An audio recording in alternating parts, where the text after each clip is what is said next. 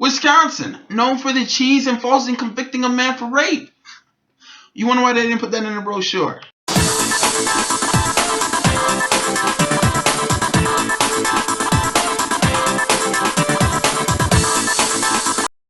What is up, ladies and gentlemen, YouTube? That is right. I am Chris Smith, and today I'm going to be talking about the awesome and the haunting, chilling, and most effed up documentary of the year. We're talking about Making a Murderer. That is right, ladies and gentlemen. If you have not heard of Making a Murderer, go ahead and watch that, and please tell me you are not going to have the same feelings I'm having. Because Making a Murderer is pretty much about Steven Avery, a man who was convicted falsely for 18 years for rape that he did not do, and therefore, when he was actually proven innocent, the court system somehow accused him again and pretty much put him in prison. It is a strange, and that's just on the surface. It is a whole bunch of other shit to get to in this thing, which I probably won't get to. But let's talk about this. This thing, Steven Avery's life, right? And if you watching this thing, hopefully you actually have seen this. So I'm not going to spoil too much. I'm just going to try to get around the main points for the most part, because there's a lot to cover. So Steven Avery is just this average, ordinary guy, and then out of nowhere, something goes wrong, and then obviously he gets falsely convicted. But so I'm not going to touch upon that too much, but let's touch about some things that actually did happen where, it is a messed up documentary to the point where you are going to be questioning what exactly is the justice system. Is the justice system corrupted? Because not only that, but the justice system was so hell-bent on getting this guy. Not only were they hell-bent on getting him, but they were just hell-bent on getting a culprit. They didn't even have, an actual witness or anything, really even evidence pointing to the guy. They weren't interested in getting the right guy. They were interested in just getting a believable guy. This guy has had problems before, and he was just an easygoing guy, and unfortunately, his life kind of became ruined because of this. And he spent the 18 years, and he got out, and then once he got out, a year later, he charges.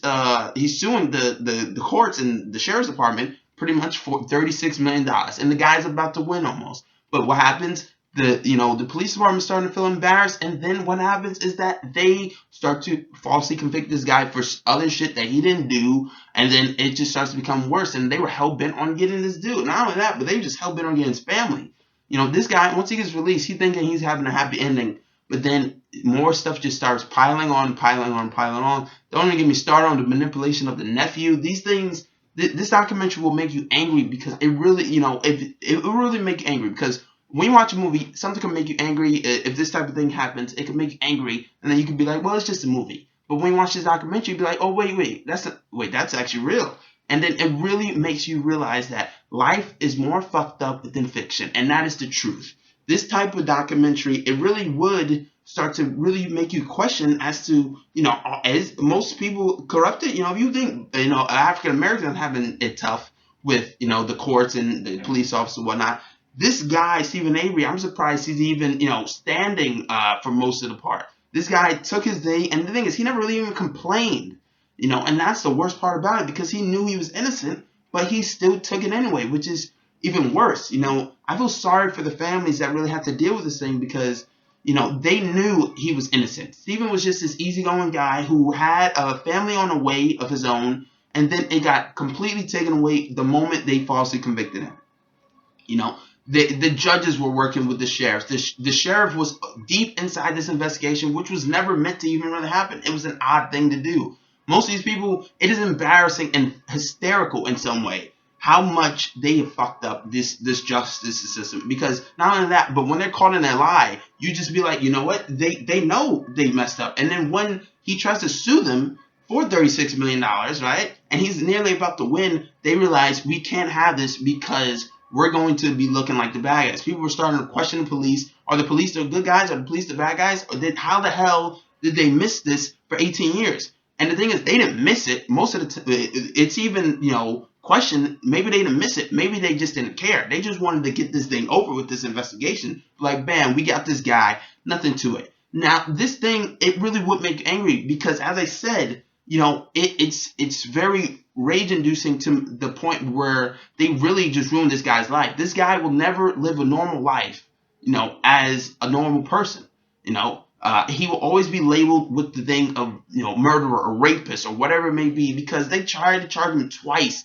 They set this guy up twice twice. And not only that, then they go after the nephew, and then they tried, they just humiliated the families. The families ain't going to live a normal life. His kids are going to grow up without a father. Now, whether you think he's innocent or not, that's not here or not there. Because would you really think a guy who's falsely convicted of rape for 18 years, then gets out, then he's going to, rape somebody else and kill someone, and then tell his nephew to do it? To me, that doesn't make any sense.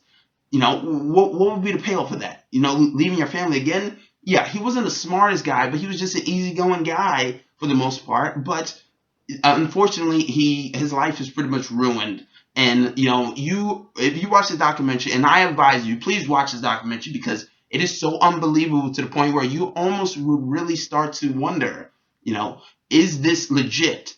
And if it is legit, how messed up is this world? Because they really wanted this guy just done. They wanted to embarrass him. They wanted to ruin him. And believe me, he pretty much is ruined. And hopefully he gets justice one day. But unfortunately, right now, maybe this documentary can give people some light into this subject matter. I advise you to look up Steven Avery. I can only touch on this subject so much, but I watched the whole 10-part thing. I did. It's fantastic all the way through. And believe me, it's more twists and turns than an M. Night Shyamalan movie, because it's just unbelievable. But I say watch it.